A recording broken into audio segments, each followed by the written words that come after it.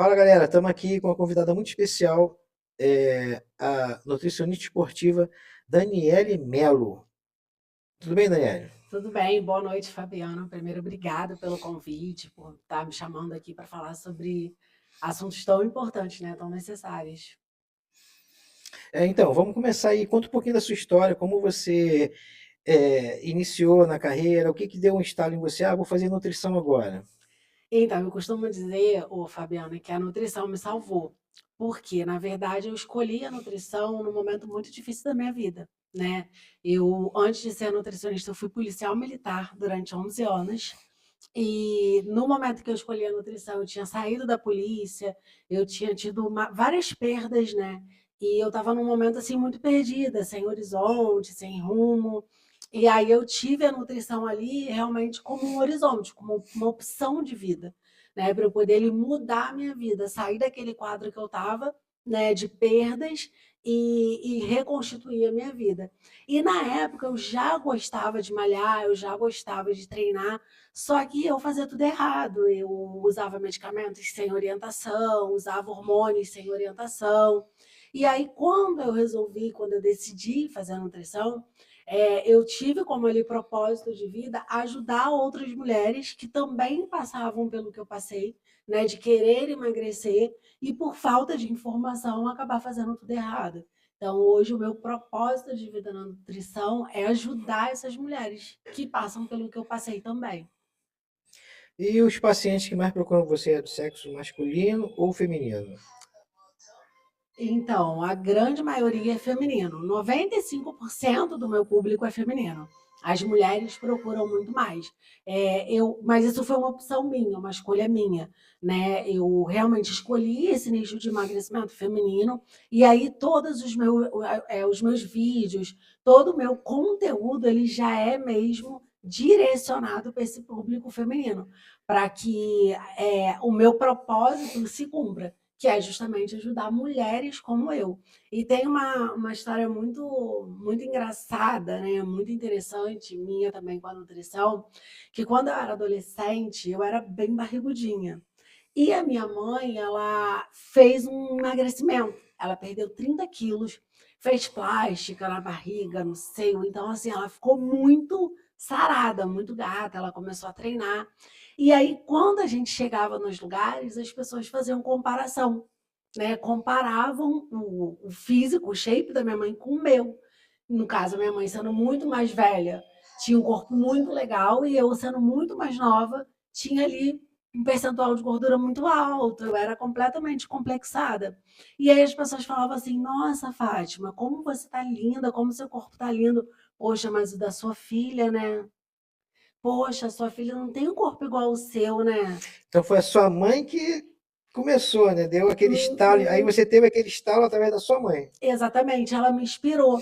E aí eu comecei a me afastar da minha mãe. Eu evitava ir nos lugares com a minha mãe, porque eu via que quando as pessoas falavam isso, achando que estava elogiando ela, ela ficava muito magoada. Porque, na verdade, as pessoas, para elogiar ela, estavam me inferiorizando. E nenhuma mãe gosta disso. Né? Então, para que a minha mãe não passasse por isso, né? Eu e ela, eu sendo inferiorizada e ela magoada por isso, eu preferia não sair com ela. E aí, olha, o quanto um comentário maldoso, um comentário desnecessário de uma pessoa pode afetar, né? Quem está passando por isso. Eu deixava de sair com a minha mãe percebia o meu afastamento, não sabia o motivo, porque eu era adolescente, então ela achava que era rebeldia, enfim. E eu evitava sair nos lugares na rua com a minha mãe, e isso se perdurou por muitos anos. Sabe, durante a minha adolescência, eu evitava sair com a minha mãe na rua, porque a diferença do nosso corpo era muito gritante. Então, as pessoas comparavam, principalmente por eu ser mais nova e ela já ter mais idade e tá tão conservada. E aí, depois de muitos anos, já com mais de 20 anos, é que eu fui conversar com ela e falar: mãe, eu me afastava de você para evitar esse tipo de comentário. Então, assim, é um trauma que eu tive naquela época de comentários maldosos e isso eu falo muito também no meu Instagram, sabe? De comentários desnecessários que as pessoas fazem, que magoa, que humilha e acha que é brincadeira. E eu não vejo como brincadeira. Eu acho que uma brincadeira é quando ela magoa o outro, ela não é brincadeira, ela não é sinceridade, ela é falta de educação. E o público feminino que quer emagrecer, que precisa emagrecer, tem muitos traumas, muitos complexos, e muitas vezes ouve esses tipos de brincadeiras. Você acha que tem muito preconceito com a pessoa que está acima do peso? A chamada gordofobia, ela existe mesmo? Ela afeta muito a autoestima da pessoa? Então, Fabiana, eu posso te falar com certeza que sim, por 2 motivos. Primeiro, porque eu já passei por isso, né, essa é uma das histórias que eu te contei que eu passei por isso, e eu convivo diariamente com centenas de mulheres que convivem com isso também. Principalmente, eu vou te falar um ambiente, assim, que eu vejo que isso é muito forte, na própria academia. Que, ao meu ver, era um ambiente que não tinha que existir isso. Porque quem está acima do peso e quer perder peso, o lugar dele é na academia. Ali é o lugar dele, entende? E eu tenho várias mulheres, minhas pacientes, que falam assim: Dona, eu não tenho coragem de malhar. Eu só vou malhar depois que eu emagrecer. Porque quando eu chego na academia, eu percebo olhares de outras mulheres me julgando, de outras mulheres debochando, porque de repente eu vou fazer um agachamento e não faço tão perfeito, mas aquela pessoa está iniciando, sabe? E isso me entristece muito quando eu vejo que vem de mulheres, porque nós mulheres tínhamos que ter mais empatia uma com as outras, né? Esse cuidado, esse carinho de acolher na academia, de incentivar, sabe? Eu já vi várias vezes eu estar malhando e eu perceber alguma mulher que você percebe que é iniciante, que está um pouco perdida, fica parada assim, me olhando, me admirando. E aí a minha atitude é sempre dar um sorriso. Fala, vamos embora, ó, vamos desistir não. Cara, eu percebo que só esse comentário meu muda o semblante dela, sabe? Ela já se levanta, se apruma e vai treinar mais pesado. Então, assim, eu acho que isso deveria existir mais entre nós mulheres. E infelizmente não tem. Principalmente também na rede social. Fica muito numa espécie de competição, né? De quem tem o melhor corpo. Mas, então, a academia, ela é muito importante. Não só tem que ter, é um conjunto, né?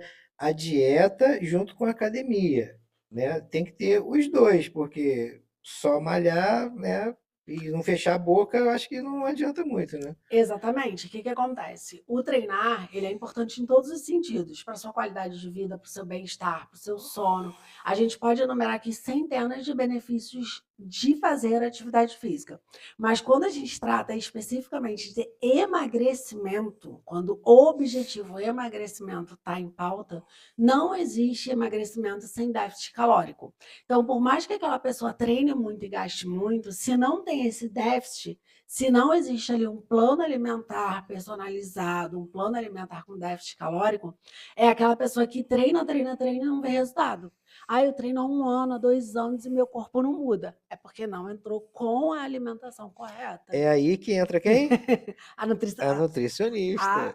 a, a digníssima aqui que vos fala. E, assim, quando vai assim, para gerar uma confiança. Você vai na nutricionista, a nutricionista é gorda.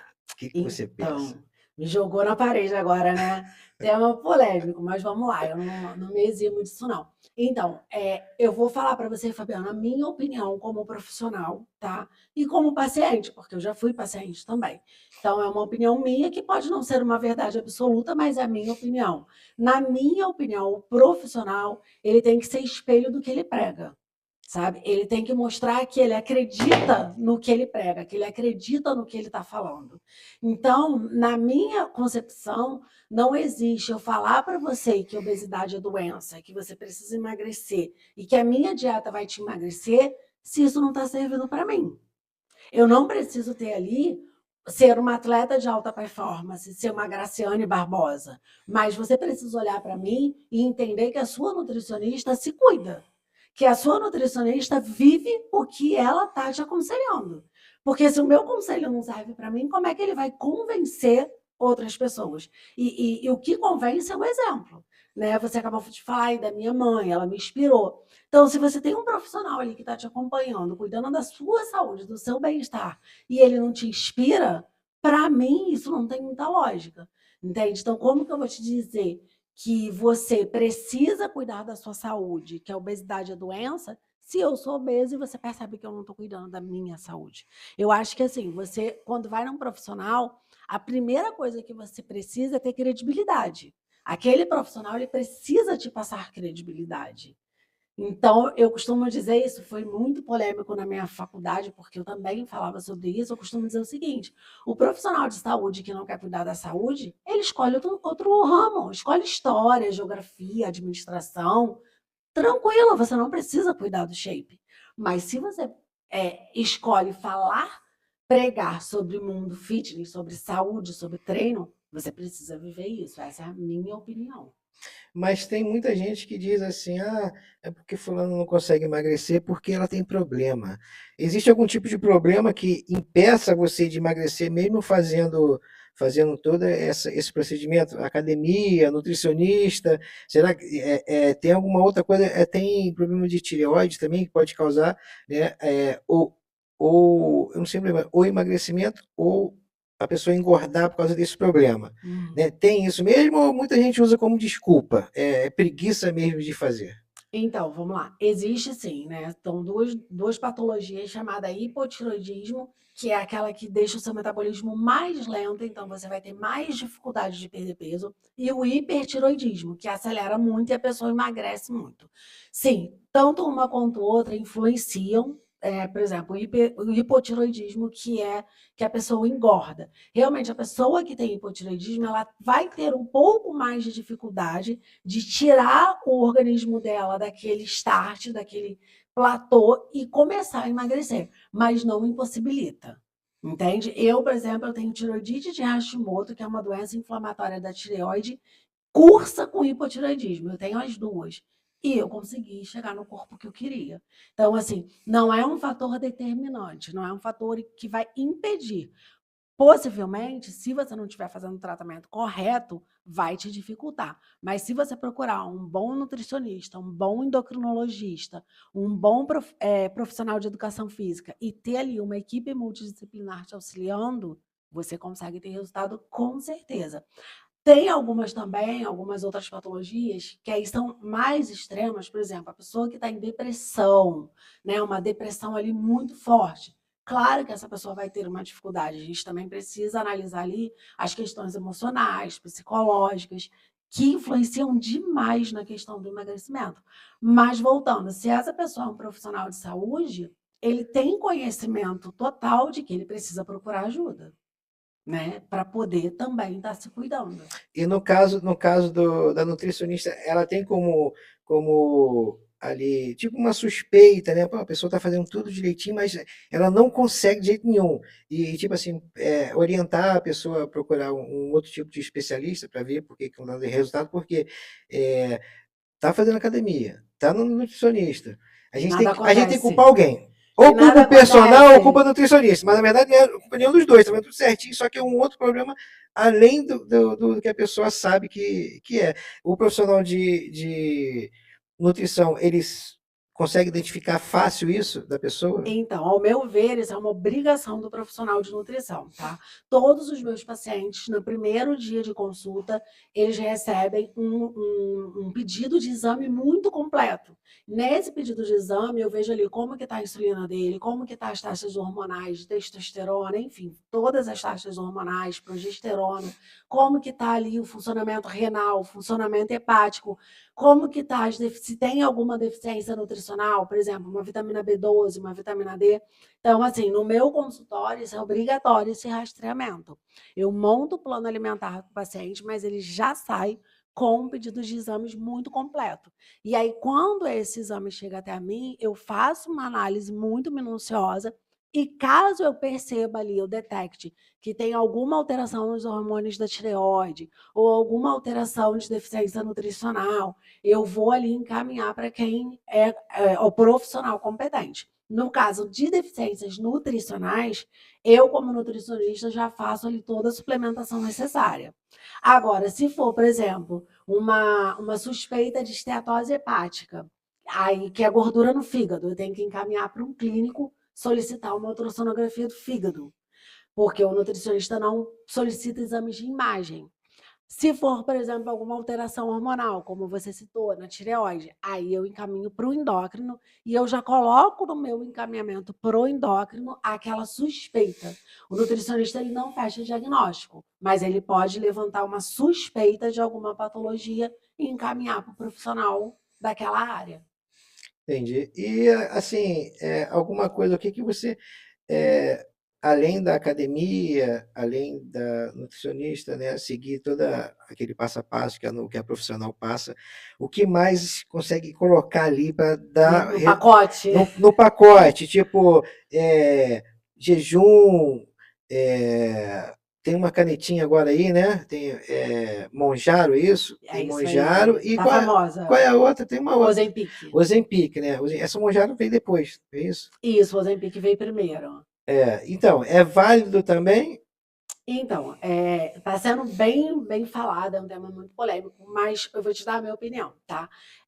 O Monjaro, o Ozempic, eles foram canetas emagrecedoras que inicialmente elas foram criadas com o objetivo de ser usado em pacientes diabéticos, tá? Sim. Como muitos outros tipos de hormônios também, né? Que é criado por um Exatamente. certo tipo de doença, e alguém descobre, né? E isso aqui vai dar um resultado também. É Vamos o que a gente chama na ciência de uso off-label, os né? anabolizantes, né? Que a galera usa. Depois a gente E vai falar sobre isso vamos também. ver, o uso off-label. Então, assim, aquele medicamento foi criado com um objetivo específico, mas como ele acaba tendo também resultados em alguma outra patologia ou algum outro resultado esperado, o médico, né, os profissionais acabam fazendo um uso off-label. Então, o Mounjaro ele foi criado pro tratamento de diabetes mellitus tipo 2, porém também ele acaba emagrecendo o paciente por conta do mecanismo de ação dele. Como que é o mecanismo de ação dele? O Mounjaro, o Ozempic, essas canetas emagrecedoras, elas atuam como um análogo de GLP-1, que é um hormônio responsável pela saciedade. Então, ele te deixa mais saciado por muito mais tempo. Então, a pessoa realmente fica ali o dia inteiro sem sentir fome.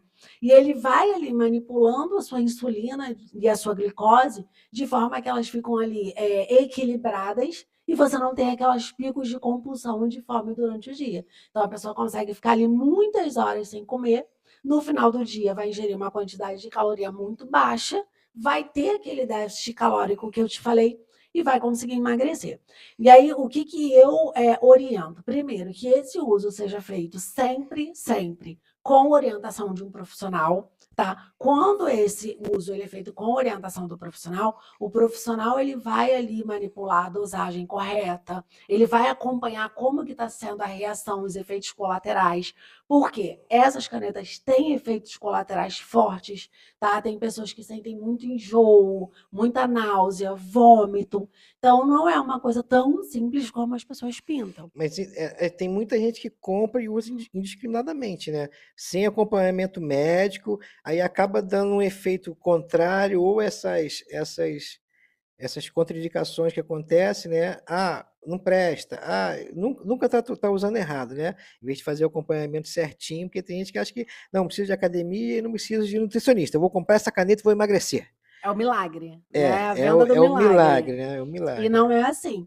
Principalmente, por exemplo, como você fica muitas horas sem comer e a pessoa acaba não sabendo direito o que comer, a possibilidade de perda de massa muscular é muito grande, né? Então a pessoa não perde só gordura e retenção, ela acaba perdendo muita massa muscular. E qual é o problema disso lá na frente quando ela parar de usar o medicamento? Porque em algum momento ela vai suspender o uso, quando ela chegar no objetivo, no peso que ela quer. Quando ela suspende o uso, a fome ela volta. Efeito sanfona? Só que você não aprendeu a comer. É. Você parou de comer, mas a sua fome voltou e Não, você não se não reeducou. fez a reeducação alimentar, Você né? não se reeducou. O segundo problema, você perdeu muita massa muscular, então o seu metabolismo ele está muito lento. Você emagreceu mesmo com o metabolismo lento porque você estava sem comer, mas você vai voltar a comer com o metabolismo lento. E será que você vai voltar a comer corretamente? E se você volta a comer de forma errada, com exagero, sem controle, e o seu metabolismo está lento, a possibilidade de você ter reganho de peso é muito mais rápida. E pode ganhar até mais do que estava. Até mais. Até mais. Vou te dar um exemplo claro onde isso acontece muito. Paciente bariátrico.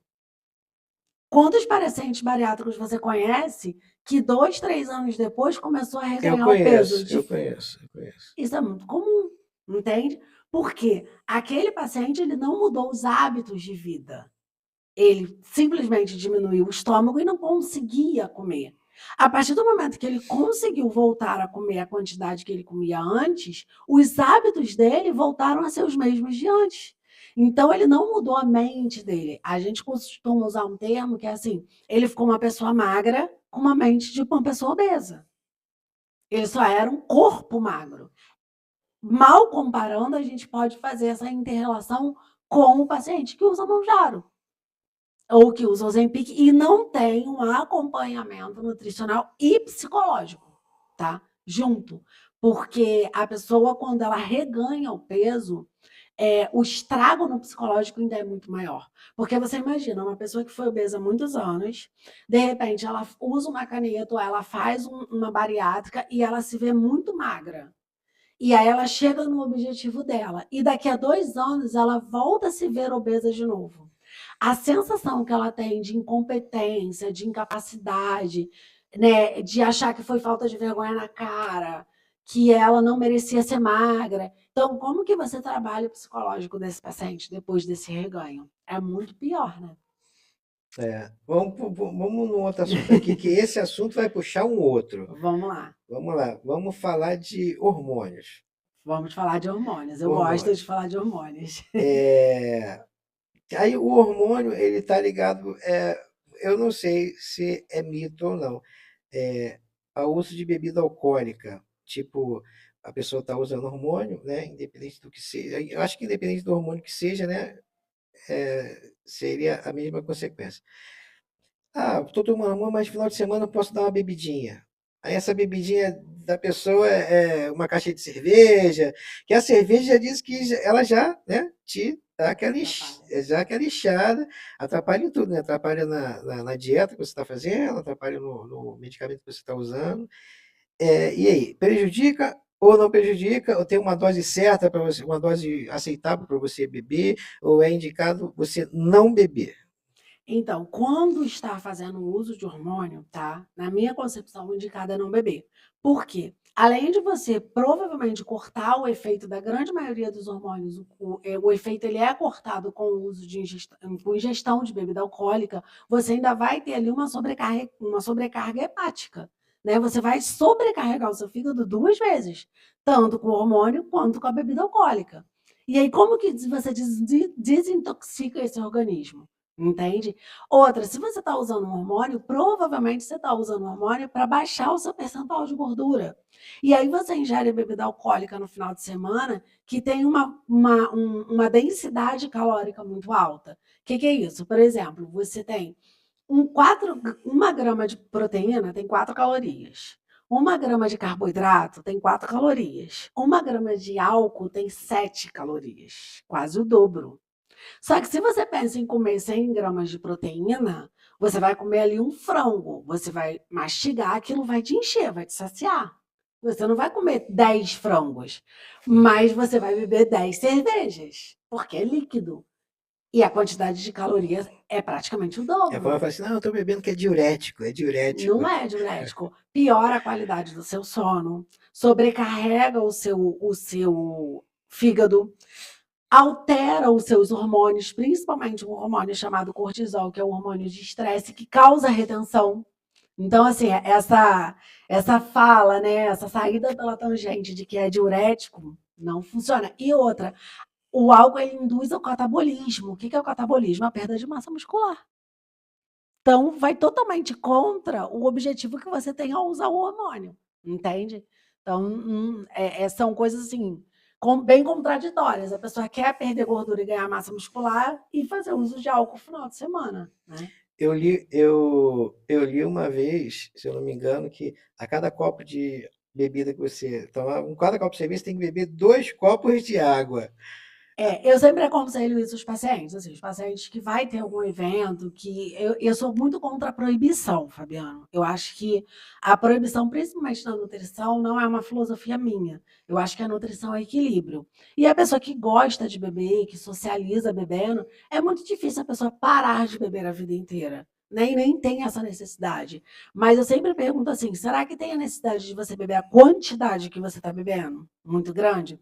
Será que tem a necessidade de você beber 3 dias no final de semana? Ou isso já virou um hábito? Né? Será que tem a necessidade de você beber quando não tem uma festa, quando não tem um evento? Ah, vou beber olhando para as paredes, porque eu quero beber em casa.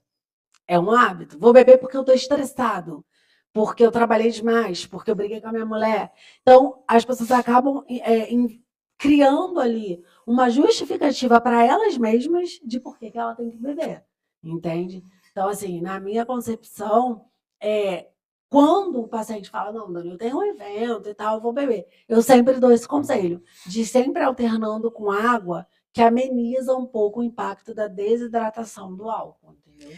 Eu tenho um amigo, que eu não vou citar o nome dele aqui agora, não vou citar o seu É um nome, amigo, tá? amigo. Mas o apelido dele é Fígado de Elé de Mocotó em Baza. Nossa Porque ele Senhora. bebe todo dia, você sabe de que eu tô falando. Todo dia, todo santo dia, ele tá tomando a cerveja, tomando cerveja. E ele vai à academia. Só que assim, não pode tomar, ele deixa, não, que eu vou usar um negocinho e tal.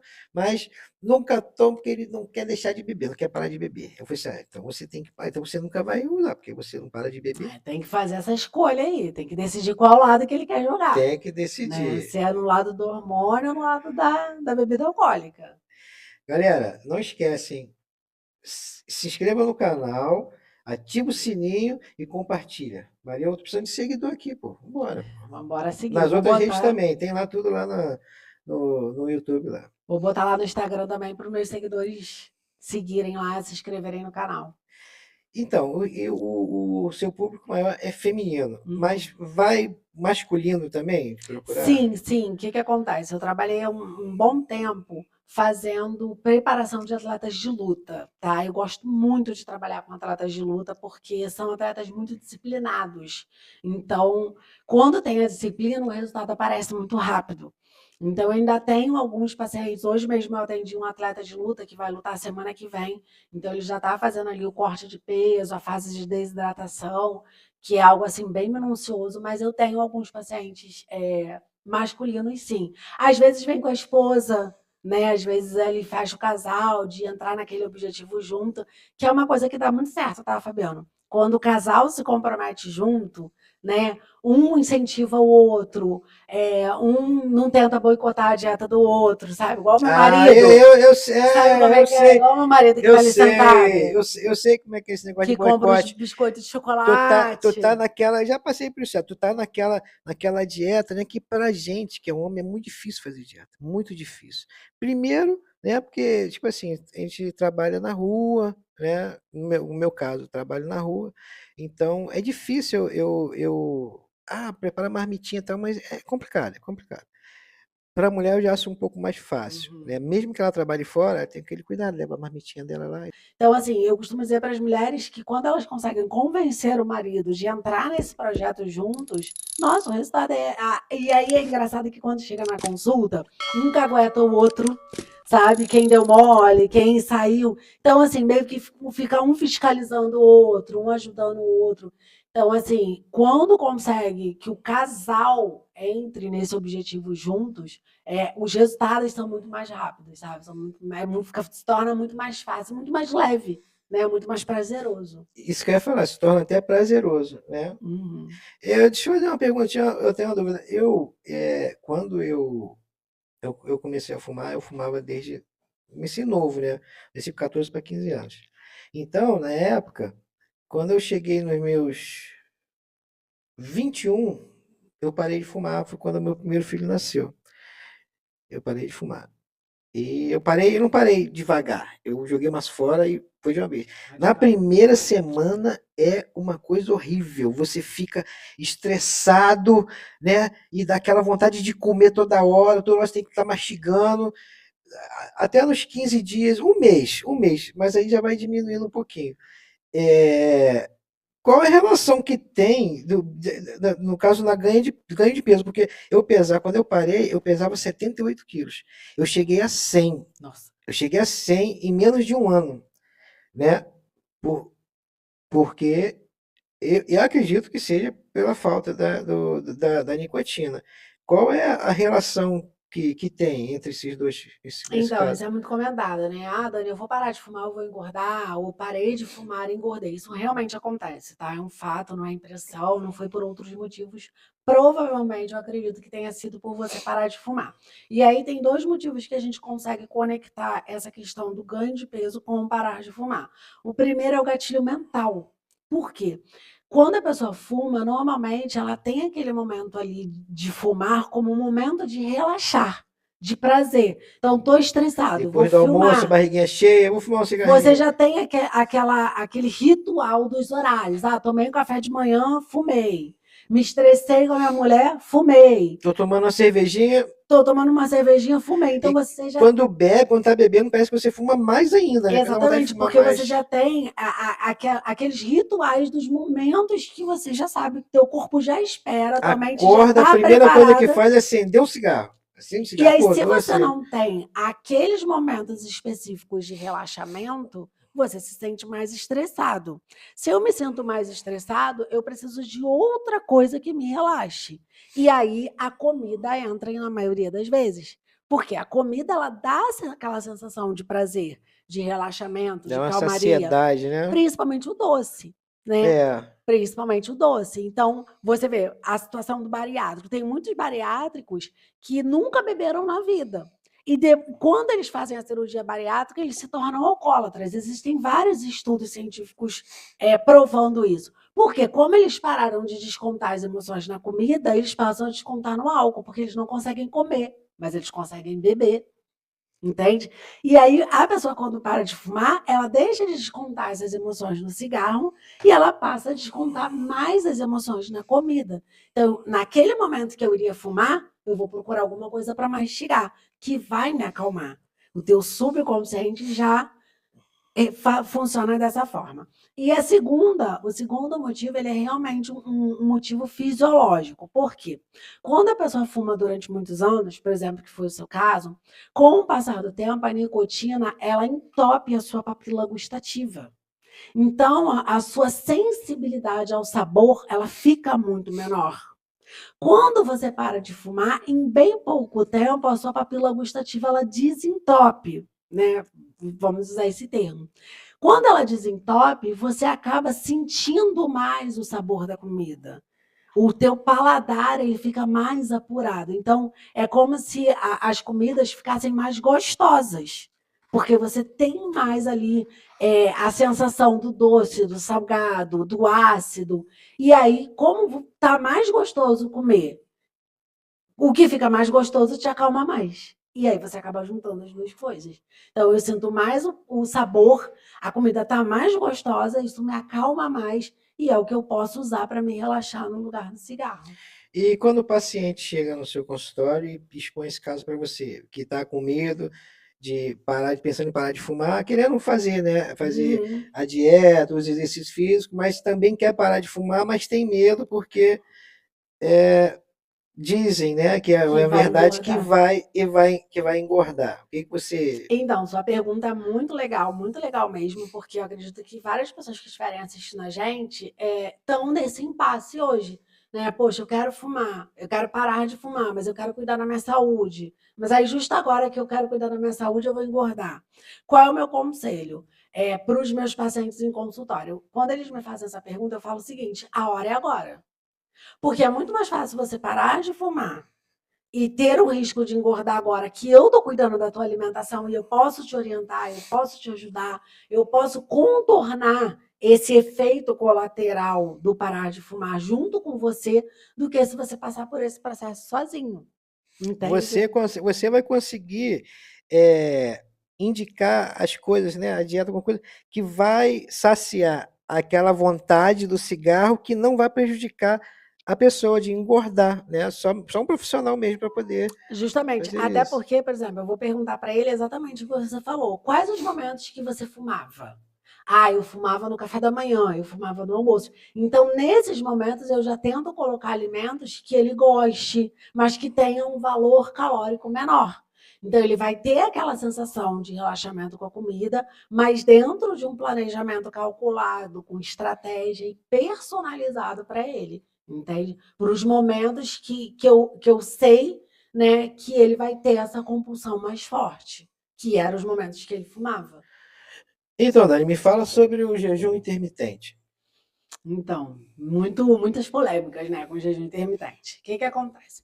Ao meu ver, ô Fabiano, o jejum intermitente, ele é uma das estratégias que a gente tem ali na nutrição para trabalhar o emagrecimento.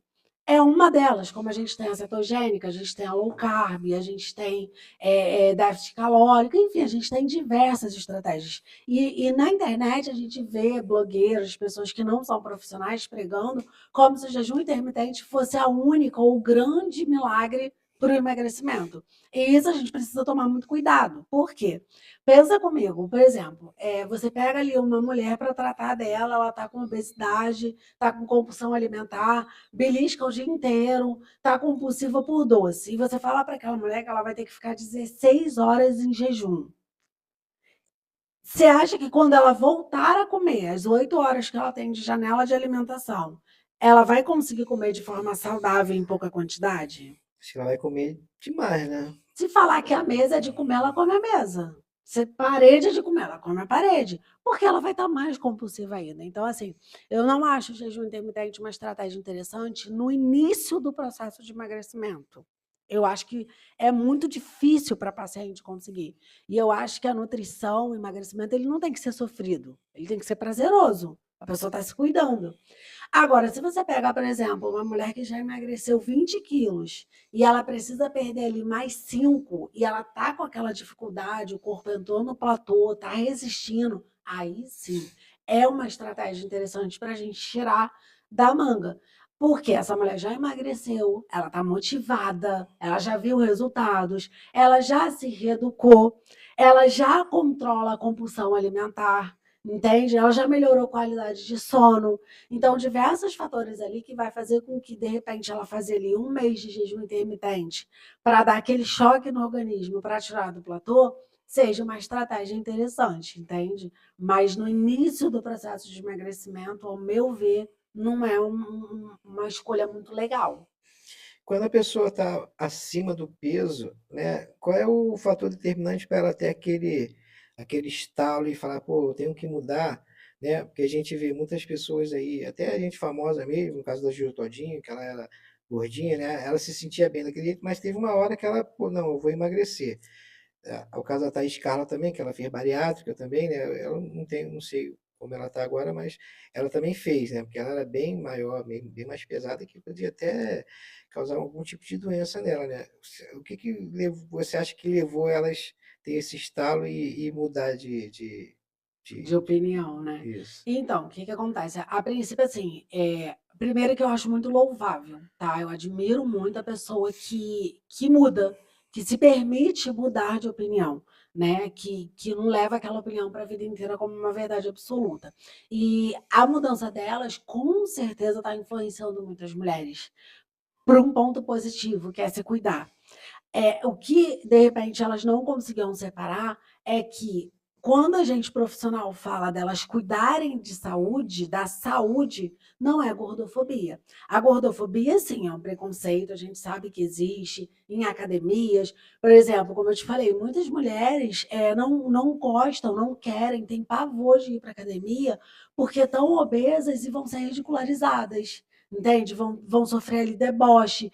Então, quando elas falavam sobre essa causa, eu achava interessante, sim, entende? Mas quando a gente fala que, mas ela era uma gordinha saudável, essa fala, ela precisa ter muito cuidado, porque a Organização Mundial de Saúde diz, tem lá um documento, tá?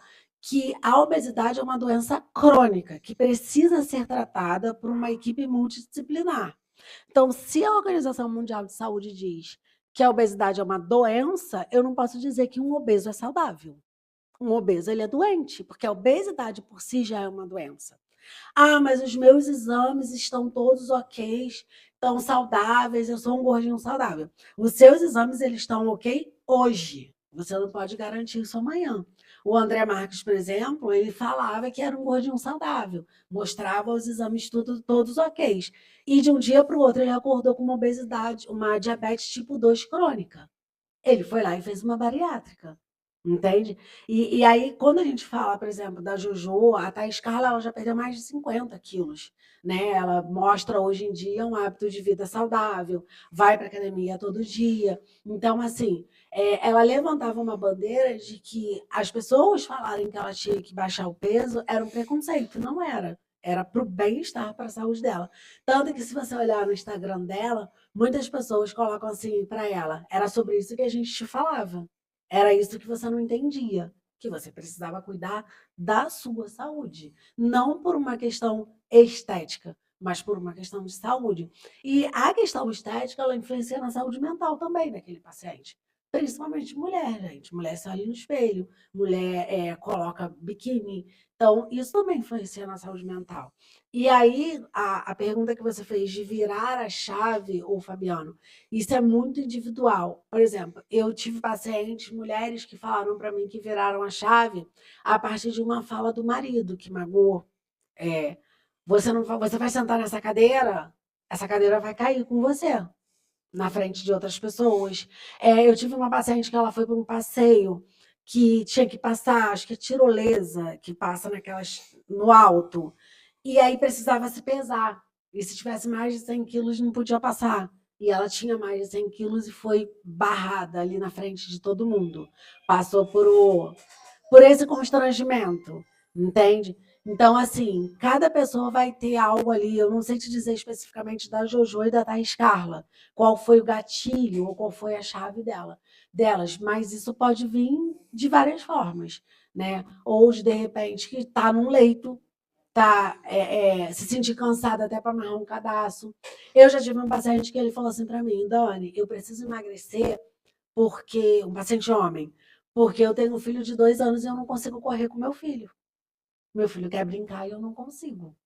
E eu preciso correr com meu filho. Eu quero curtir a infância do meu filho.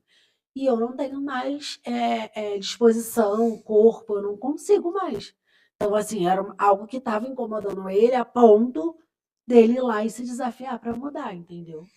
Você tem esse programa aí que até ajudou muita gente na época da pandemia, né? O pessoal em casa.